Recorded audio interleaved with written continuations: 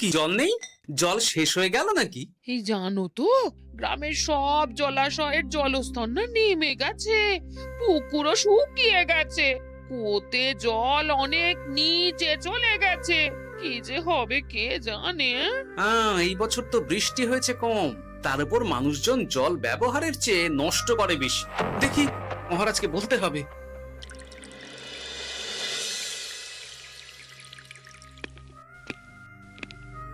এই তো গোপাল এসে গেছে। শুনেছো, রাজ্যের সকল জলাশয়ে শুধু শুনিনি, চাক্ষুষ দেখেছি, আর এর কারণ ও তার সমাধানও ভেবে এসেছি মহারাজ। তুমি কি বলতে চাইছো সেটা বলো না খোলসা করে। মহারাজ, আসন্ন দিনে জলাভাব মেটানোর একটাই উপায়, তা হলো প্রজাদের উপর কর চাপানো। মহারাজ, আমার ঠাকুরদা বলতেন, যা মেলে মূল্য বিনে তার মূল্য কে আর জানে। আমরা যেহেতু জলের মতো এত মূল্যবান সম্পদ বিনামূল্যে পাচ্ছি, তাই একে গুরুত্ব দিতে শিখিনি। সবাই মিলে দেদার জলের অপচয় করছে। আমি এই অপচয়ের বিরুদ্ধে কর বসানোর পরামর্শ দিচ্ছি মহারাজ। জলের জন্য দেবে দাম, ছুটে যাবে কাল ঘাম। হ্যাঁ, যখনই জলের জন্য কর দিতে হবে, তখনই জলের অপচয় বন্ধ হবে। এতে লাভটা কি হবে গোপাল? মানুষ কম জলে কাজ করা শিখে যাবে, ফলে আগামী দিনে যদি জল সম্পদ কমেও যায়, এই কৃষ্ণনগরের প্রজারা আগে থেকেই তার জন্য প্রস্তুত হয়ে যাবেন। কিন্তু আমি আমার প্রজাদের কাছ থেকে জলের দাম নেব গোপাল? না মহারাজ, কর বাবদ যে অর্থ উপার্জন হবে, তার সাথে আপনার দান মিলিয়ে রাজ্যের মধ্যে একটা বিরাট কৃত্রিম জলাধার বানানো হবে, বাহ বাহ বাহ! যেখানে বৃষ্টির জল সংরক্ষণ করা যাবে মহারাজ। এতে সারা বছর ধরে আর কোনো জলের অভাব থাকবে না মহারাজ। গোপালের প্রস্তাব বড় ভালো লেগেছে। আগামী দিনে ইতিহাসে এই কর্মযজ্ঞের কথা লেখা থাকবে বলেই আমার বিশ্বাস। আর তাই আমি গোপালকে এই মুহূর্তে 50টি স্বর্ণমোহর উপহার দেব বলে ঘোষণা করছি। সাধু সাধু সাধু।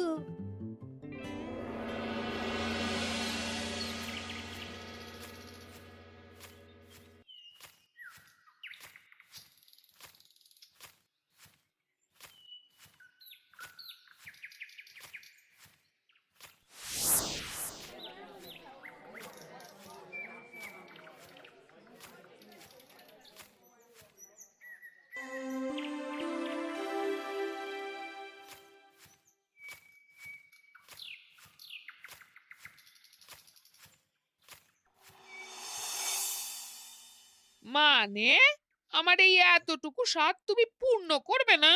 আমি কি নিজের জন্য চেয়েছি নাকি? সবই তো পাবে তোমার মেয়ে আর জামাই। হ্যাঁ, সে বুঝেছি গিন্নি, তাই বলে এতগুলো মুদ্রা আমি খরচ করতে পারবো না। পারবে না? আমি তাঁতির বাড়ি থেকে মেয়ে জামাইয়ের জন্য কয়েকটা শাড়ি আর ভালো পাঞ্জাবি কিনে একটু পাঠাবো। কিন্তু এখন আমার কাছে অত মুদ্রা নেই গিন্নি, পরে পেলে আমি ঠিক তোমার স্বাদ পূরণ করব। আবার বাজে কথা বলার জায়গা পাও না তুমি। এতক্ষণ কোথায় ছিলে গো? আমি বেলায় নদীর পাড়ে গিয়েছিলাম, তখন কমলা আমাকে বললো তোমায় নাকি দেখেছে। কি দেখেছি?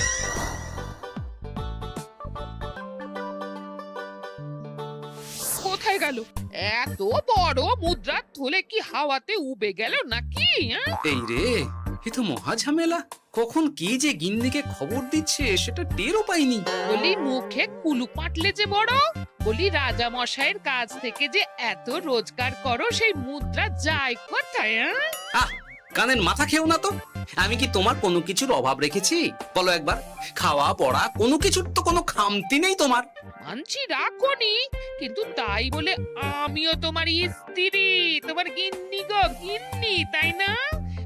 আমার তো জানার অধিকার আছে নাকি যে তোমার উপার্জনের অর্থ করি সব কোথায় যাচ্ছে? জানবে জানবে, সব জানবে। এখন কিছু খেতে দাও দেখি, পেটে ছুঁচোয় ডন বৈঠক মারছে। না, এরপর থেকে আর মহারাজের কাছে উপহার পেলে ওইভাবে খোলা হাটের মধ্যে দিয়ে আসা যাওয়া করা যাবে না।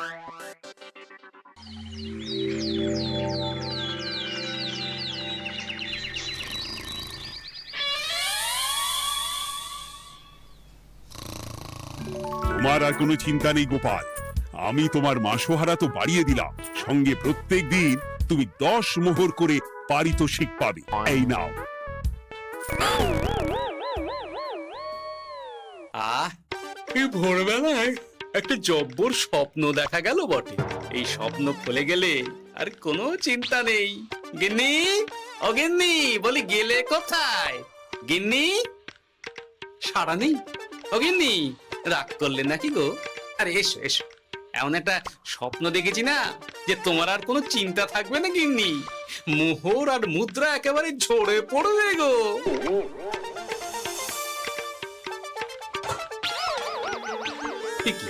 এসব ফলাহার সাজিয়ে রেখে গেল কোথায় গিন্নি? নিজের বাপের বাড়িতে তো যাবে না, কেউ নেই সেখানে। মেয়ের বাড়ি গেল নাকি? না, মেয়ের বাড়িতে তো গিন্নি যায় না। তাহলে না না, খালি পেটে এত ভাবতে পারছি না। আগে মুখ হাত ধুয়ে এসে কিছু খেয়ে নি, তারপর দেখি গিন্নি কোথায় গেল। না, গিন্নিকে তো কোথাও দেখলাম না। গেল কোথায়? যাকে আগে রাজবাড়িতে তো যাই, ফেরার সময় না হয় আবার খোঁজ নেব, ততক্ষণে ফিরেও আসতে পারে।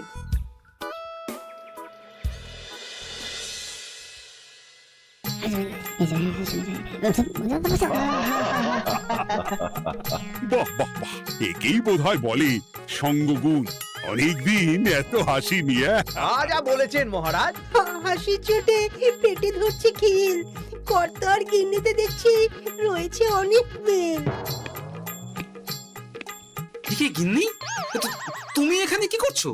কি গোপাল, তুমি রাজসভায় এলে যে বড়? তুমি নাকি রাজসভার কাজ থেকে অবসর নিতে চেয়েছো? হ্যাঁ, এই কথা কে বললো মহারাজ? এই তো উনি বললেন। বলি আমি আবার কি করব? তুমি আমায় একটা কাজ দিলে আর সেটা আমি করব না বলো? আমি তোমায় কাজ দিলাম? কি কাজ? বাবা গোপাল, তুমি কি আকাশ থেকে পড়লে নাকি? তুমি তো তোমার গিন্নিকে বলে পাঠিয়েছো যে তুমি আর রাজসভার কাজে যোগ দিতে চাও না। তোমার নাকি আর কাজে মতি নেই, তুমি বিশ্রাম চাও। এই রে, গিন্নি দেখি ভয়ঙ্কর চাল দিয়েছে। আমার নামে রাজসভায় এসে এইসব বলেছে। তাই কথা ঠিকই গোপাল, যে তোমার অবসর গ্রহণের কথা শুনে আমি বিশেষ মনমরা হয়ে পড়েছিলাম। কিন্তু তোমার গিন্নি যেভাবে রাজসভায় হাসি মজা হুল্লোড় পরিবেশন করছে, তাতে আমার মনে হচ্ছে এ সাপে বর হয়েছে। এই বেলা যদি গোপালকে কায়দা করে রাজসভা থেকে তাড়ানো যায়, তাহলে আমার পথ থেকে বিরাট বড় একটা কাঁটা উপড়ে ফেলা যাবে।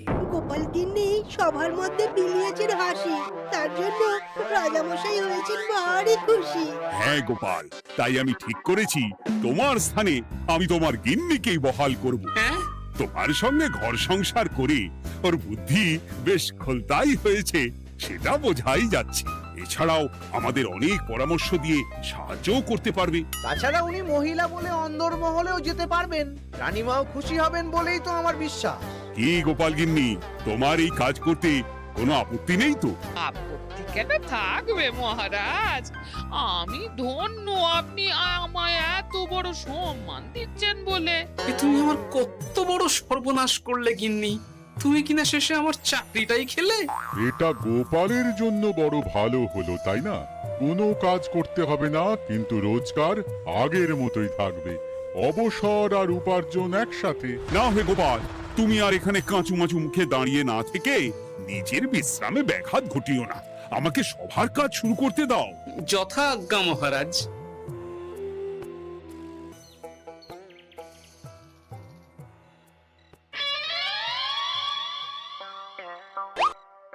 মানে মহারাজ সমস্যার সমাধান করতে দিয়েছেন তোমাকে, আর তার উত্তর দেব আমি? কেন?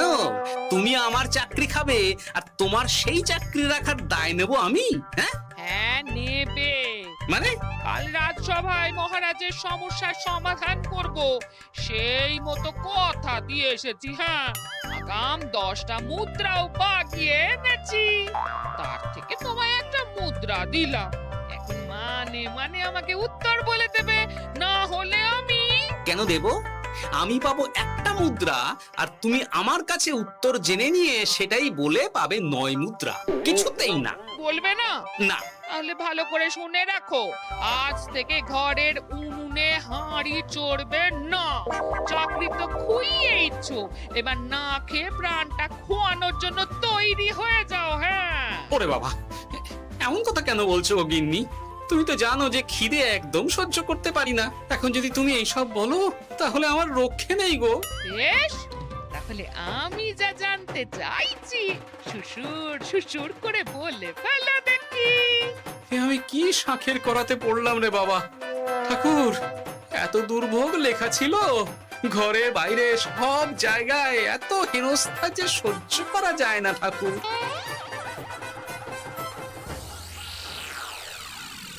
একেই তো বলে গো গিন্নি, মেঘ না চাইতেই জল।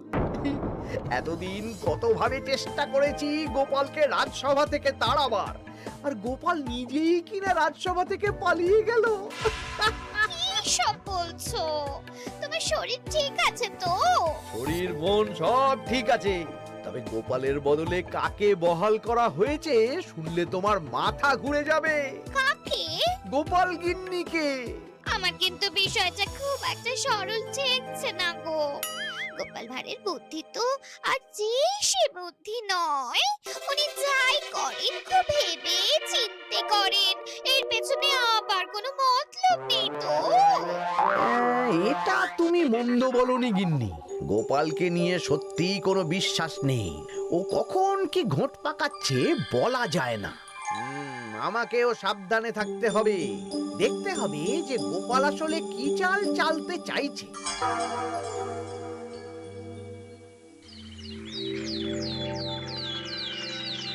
হ্যাঁ গোপাল গিন্নি, এই একটাই প্রশ্ন আমায় সারা রাত ধরে জাগিয়ে রেখেছে। মানুষ মরে ভূত হয়, ভূত কি মরে? তাহলে ভূত মরলে কি হয়? মানে মহারাজ, এই প্রশ্নের উত্তর আমার আজকে দিতে ইচ্ছে করছে না। হ্যাঁ, আমি না হয় আপনাকে আগামীকাল এই প্রশ্নের উত্তর দেব, ঠিক আছে? হ্যাঁ, গাছ থেকে পড়ে গেলে জাপটে ধরে ডালকে। আজকের প্রশ্নের উত্তর উনি দেবেন কালকে। না হে গোপাল গিন্নি, তা হয় না। এই প্রশ্ন আমাকে সারা রাত বিচলিত করেছে। আবার যদি আজকেও এই প্রশ্নের উত্তর না পাই, তাহলে তো আবার একটা নিদ্রাহীন রাত আমাকে কাটাতে হবে।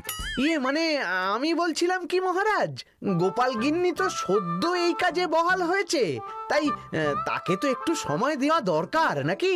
কিন্তু প্রশ্নের উত্তর না পেলে যদি মহারাজের শরীর খারাপ হয়, তার দায় কে নেবে মন্ত্রী মশাই? এই রে, এখন আমি কি করব? এ তো মহা বিপদে পড়লাম দেখছি। আচ্ছা মহারাজ, ঠিক আছে ঠিক আছে, আমি এই প্রশ্নের উত্তর দেব, কিন্তু আমার না একটু সমস্যা আছে। খোলা হাওয়াতে গিয়ে না দাঁড়ালে আমার ঠিক মাথা খোলে না, তাই বলছিলাম। তাই না হয় যাও, হাওয়া খেয়ে এসে মাথাটা খোলতাই করে নাও, কিন্তু এই প্রশ্নের উত্তর আমাকে আজকেই দিতে হবে। হ্যাঁ, উফ, এই যে কি সমস্যা! সারাদিন ঘরে বসে থেকে থেকে তো আমার সারা গায়ে বাদ ধরে গেল। সেই সকালবেলা আমাকে ফলাহার করিয়ে দিয়ে গিন্নি তো চলে গেছে রাজবাড়িতে চাকরি করতে।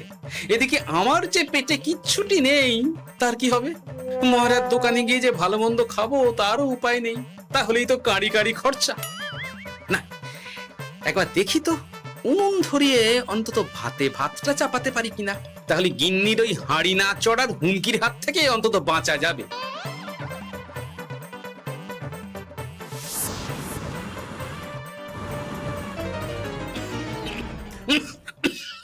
ও বাবা গো, ও বাবা, এত কেসে কেসে সোজা শেষ যাত্রা হয়ে যাবে আমার। না, এর চেয়ে না খেয়ে মরাও ঢের ভালো। দেখি তুমি বাড়িতে কেন? এত হাঁপাচ্ছ কেন? ষাঁড়ে তাড়া করেছে নাকি? আরে না গো, মানুষ মরে ভূত হয়, ভূত কি মরে? তাহলে ভূত মরলে কি হয়? খোলা হাওয়াতে গিয়ে না দাঁড়ালে আমার ঠিক মাথা খোলে না। ও, এই হলো ব্যাপার। বেশ, এর উত্তর তোমায় আমি বলে দিচ্ছি। ভূত মরে প্রথমে এক ঝুড়ি অন্ধকার হয়, সেই অন্ধকার হাওয়াতে উড়ে বেড়ায়। এক সময় সেই অন্ধকার পাতলা হতে হতে কুয়াশার মতো হয়ে যায়। ব্যাস, মিটে গেল। ব্যাস, মিটে গেল। যদি রাজা মশাই এই কথা বিশ্বাস না করেন, তুমি হলপ করে বলবে আপনি যখন মরবেন একদম মিলিয়ে নেবেন মহারাজ। এর চেয়ে এক পা এদিক ওদিক হয় না যেন। হ্যাঁ, এই না হলে তুমি গোপাল ভাঁড়, হ্যাঁ? বুঝেছো তাহলে? এই তুমি চিন্তা করো না, রাজবাড়ি থেকে ফেরার সময় আমি তোমার জন্য অনেক অনেক বাজার করে আনবো, ঠিক আছে? এই আমি যাই। এ তো ভারী মজা হলো। মহারাজ তক্ষুনি প্রশ্নের উত্তর চাইলে গিন্নি এইভাবে সেই রাজবাড়ি থেকে দুধ দাঁড়িয়ে ছুটে আসছে উত্তর জানতে। আমাকে তুমি একটা চাল দিয়ে কুপকাত করেছে তো গিন্নি।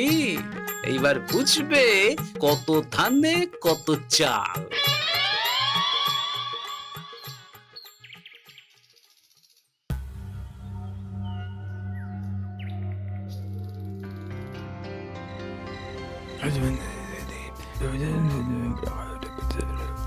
বুঝেছিস তো তোর কাজটা? খুব বুঝেছি গোপাল দাদা। নেই, এবার লেগে পড় দেখি।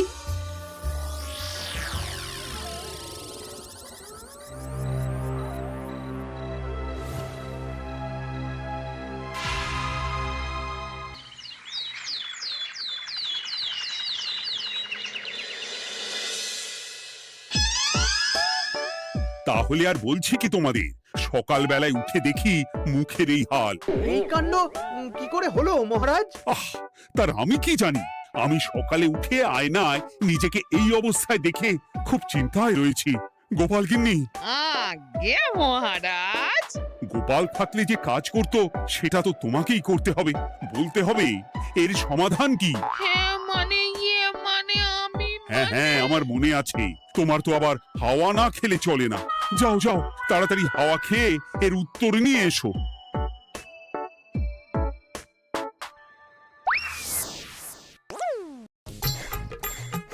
এই জন্য তুমি এত দূর ছুটে এলে গিন্নি? মহারাজকে বলবে যে তিনি যেন আজ রাতে চাদরটা মুখে ভালো করে মুড়িয়ে ঘুমোন, তাহলেই মিটে যাবে। এই রং চলে যাবে আর নতুন করে কিছু হবেও না। ও মা, বলি এত সোজা সমাধান, হ্যাঁ? তা নয় তো কি?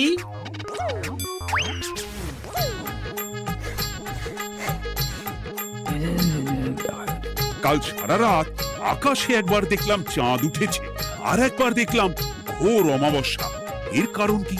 একই রাতে দুই তিথি হয় কি করে? মানে আর একটা সমস্যা, হ্যাঁ, এটা আগে বললেই তো হতো মহারাজ।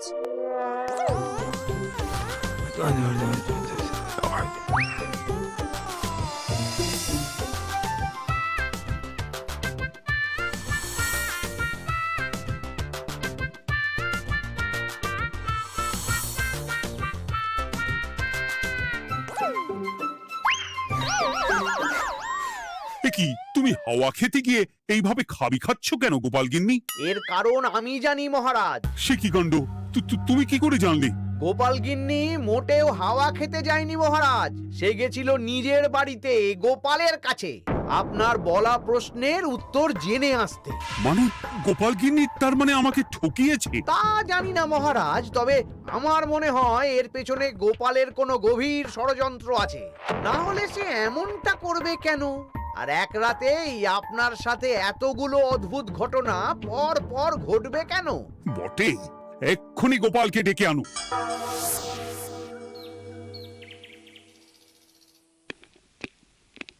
না মহারাজ, আমি সত্যি অবসর চেয়েছিলাম, আর তাই আমার গিন্নি আপনার কাছে এসে বলেছিল। ওর কোনো দোষ নেই মহারাজ। না মহারাজ, আমি মিথ্যে কথা বলেছি, হ্যাঁ। উনি আপনার কাছ থেকে পাওয়া সোনার মোহর নিয়ে বাড়ি যান না, তাই আমি ওকে শায়েস্তা করতে এই ফন্দি করেছিলাম। আসলে মহারাজ, আমি আপনার কাছ থেকে পাওয়া সোনার মোহর জল প্রকল্পের কাজে লাগাবো বলে কিছু জনকে নিয়ে একটা দল গঠন করতে গিয়েছিলাম, আর তাদের কাছেই ওগুলো রেখে এসেছি। এটা যদি আমার দোষ হয় তাহলে আমি ক্ষমা প্রার্থী মহারাজ। সাধু গোপাল, সাধু তোমার উত্তর। এই কাণ্ড! আর এদিকে রাজবাড়ি থেকে বাড়ি, আর বাড়ি থেকে রাজবাড়ি করতে করতে আমার প্রাণ ওষ্ঠাগত হয়ে গেছে মহারাজ। ওহ, আমার ঘাট হয়েছে, আপনি আমায় ক্ষমা করে দিন মহারাজ। এইবার মজার টের পেয়েছ তো গিন্নি? আপনি আপনার আদরের গোপাল ভাঁড়কেই তার চাকরি ফিরিয়ে দিন মহারাজ। আমি যাই আমার হেসেল সামলাতে। কেলে পচা খুব ভালো করেছে বলতে হবে।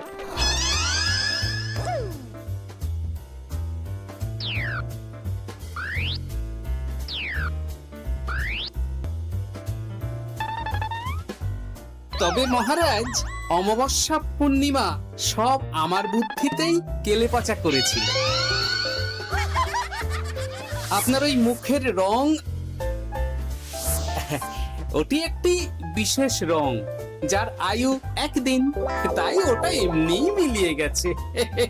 হ্যাঁ, সেই বরং ভালো। তুমি তোমার গিন্নিকে নিস্তার দাও গোপাল। তাছাড়া আমিও আমার গোপালকে ছেড়ে আর থাকতে পারছি না। যথা আজ্ঞা মহারাজ। আমারও যে আর এই অবসর ভালো লাগছে না মহারাজ। গোপাল ছাড়া রাজসভা যে লাগে ফাঁকা ফাঁকা, তাই তো আবার চাকরিতে তাকে বহাল রাখা।